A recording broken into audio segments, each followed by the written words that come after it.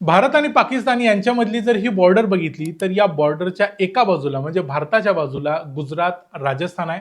या गुजरात राजस्थानच्या बरोबर पश्चिमेला जर बघितलं तर इथं तुम्हाला दिसेल सिंध, जो पाकिस्तानमध्ये आहे.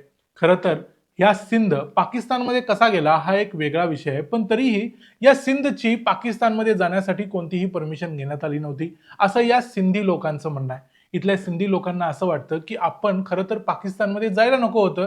आपण काही लोकांना असं वाटतं की आपण भारतात राहायला हवं होतं आणि काही लोकांना वाटतं आपला एक वेगळा देश असायला पाहिजे होता. त्यामुळे या लोकांची वेगळ्या सिंधू देशाची मागणी सध्या जोर धरत आहे. या लोकांना नेहमीच असं वाटतं की पाकिस्तानमध्ये आपल्यावर अन्याय होतोय. त्यामुळे आता पुन्हा ही मागणी जोर धरते आणि मोठ्या प्रमाणावर लोक रस्त्यावर येऊन त्यासाठी आंदोलन करायला लागलेत. नक्की मग पाकिस्तानमध्ये काय घडतंय आणि ते आत्ताच का घडतंय, याचा इतर काही कारणांशी संबंध आहे का, यात भारताचा काही हात आहे का? कारण काहीच दिवसापूर्वी राजनाथ सिंग यांचं असंच एक स्टेटमेंट आलं होतं, तेही आम्ही तुम्हाला सांगितलं होतं. त्यामुळे नक्की काय चाललंय पाकिस्तानमध्ये आणि सिंधू देशची मागणी खरोखर मान्य होईल काय, याबद्दल बोलूया आजच्या या व्हिडिओमध्ये. मी आहे रणजित यादव आणि तुम्ही पाहताय द मराठी बाणा. जीए सिंध मुत्ताहिदा महज म्हणजेच JSMM असं एका संघटनेचं नाव आहे. ही संघटना सिंध मधल्या सिंधी बोलणाऱ्या लोकांची आहे. या लोकांचं असं म्हणणं आहे की सिंध हा एक वेगळा देश असायला पाहिजे होता आणि आता पाकिस्तानच्या सरकारकडून त्यांची हीच मागणी आहे. 7 डिसेंबर 2025 ला म्हणजे 2-3 दिवसांपूर्वी या सिंधी कल्चर डे म्हणजे सिंधी संस्कृतीच्या दिवशी एक रॅली काढण्यात आली होती. या रॅलीमध्ये लाखो लोक आले होते आणि या रॅलीला काही काळानंतर हिंसक वळण लागलं, कारण पोलिसांनी रॅलीवर लाठीचार्ज करायचा प्रयत्न केला. त्यामुळं लोकांनी देखील पोलिसांच्यावर दगडफेक केली, लोकांनी पोलिसांना मारहाण करण्याचा प्रयत्न केला. अशा पद्धतीने वातावरण थोडं चिघळलं. मग पोलिसांनी जवळजवळ 45 लोकांना कैद केली.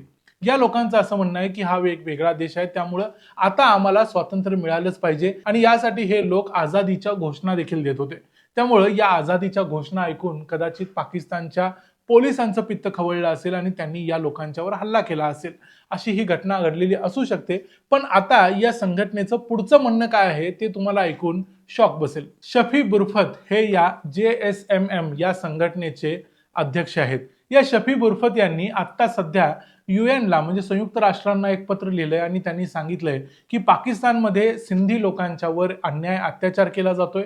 पाकिस्तानमध्ये पंजाबी लोक सगळ्या सत्तेवरती येऊन बसलेले आहेत आणि त्यांनी सिंधी लोकांना टार्गेट केलेलं आहे. त्यामुळे सिंधू देश हा वेगळा देश निर्माण करावा, त्यासाठी आम्हाला मदत करावी, अशीच मागणी JSMM या संघटनेनं एप्रिल 2025 मध्ये भारताचे पंतप्रधान नरेंद्र मोदींना केली होती. नरेंद्र मोदींनाही त्यांचं हेच म्हणणं होतं की भारत सरकारनं पाकिस्तानमधल्या या सिंधू देशाला आपला पाठिंबा दिला पाहिजे. त्यांना जी कुठली मदत लागेल ती सर्व मदत भारत सरकारनं या सिंधी लोकांना पुरवली पाहिजे, जेणेकरून सिंध हा प्रांत स्वतंत्र होईल. आणि मागच्या काही दिवसांपूर्वी अगदीच या महिन्यातच जेव्हा राजनाथ सिंग सिंधी लोकांच्या समोर बोलताना दिल्लीमध्ये म्हणाले होते की सिंधचा आणि भारताचा जवळजवळ 5000 वर्षांचा एकत्रित इतिहास आहे आणि भारत आणि पाकिस्तान याच्यामध्ये जरी हा सिंधी समाज वेगवेगळा झाला असला तरी सिंध हा भारताचाच भाग आहे आणि तो भारताचाच भाग राहील. बॉर्डर कधीही बदलू शकतात असं राजनाथ सिंग म्हणाले होते. या राजनाथ सिंग यांच्या स्टेटमेंट नंतर या शफी बुरफत यांनी राजनाथ सिंग यांचं अभिनंदन केलं होतं आणि त्यांच्याकडे अशीच मागणी केली होती की त्यांनी सिंधू देशला पाठिंबा द्यावा. म्हणजे भारत सरकार इथं ओपनली काही करतंय की नाही हे सांगायला कोणीही आता कुणाकडेही एवढी माहिती नाही, पण तरी देखील भारत सरकारच्या एका जबाबदार मंत्र्यानं दिलेलं हे स्टेटमेंट अत्यंत बोलकं आहे आणि त्यातून अनेक गोष्टी समजतात. यांची स्वतंत्र सिंधू देशची मागणी असण्याचं कारण म्हणजे त्यांचं म्हणणं असं आहे की सिंध हा एक विकसित असलेला भाग आहे पाकिस्तानातल्या इतर प्रांतांच्या पेक्षा. त्यामुळे सिंध मोठ्या प्रमाणावर रेव्हेन्यू तयार करतो आणि तो रेव्हेन्यू पाकिस्तान सरकारला देतो, त्या बदल्यात सिंधला काही मिळत नाही. आणि पाकिस्तानमधला पंजाब प्रांत मात्र मोठ्या प्रमाणावर सरकारी नोकरीमध्ये बसलेला आहे. मिलिटरीमध्ये त्यांनी जवळजवळ 65% जागा पटकवलेल्या आहेत. हे सगळं पाकिस्तानमधल्या पंजाबी लोकांनाच मिळते. त्यामुळे सिंधी लोकांच्यावर अन्याय अत्याचार केला जातो. सिंधी तरुणांना अचानक गायब केलं जातं, सिंधी मुलींना गायब केलं जातं. सिंधी लोकांच्यावर एक प्रकारे पाकिस्तानमधले पंजाबी लोक अन्याय करतात, असं यांचं म्हणणं आहे. आता यावर पाकिस्तान सरकार काय करणार, म्हणजे आसिम मुनीर काय करणार? कारण आसिम मुनीर हे फक्त आता चीफ ऑफ डिफेन्स फोर्सेस म्हणजे फक्त मिलिटरीचे प्रमुख नाही आहेत, तर ते जवळजवळ सगळ्या पाकिस्तानचेच प्रमुख आहेत.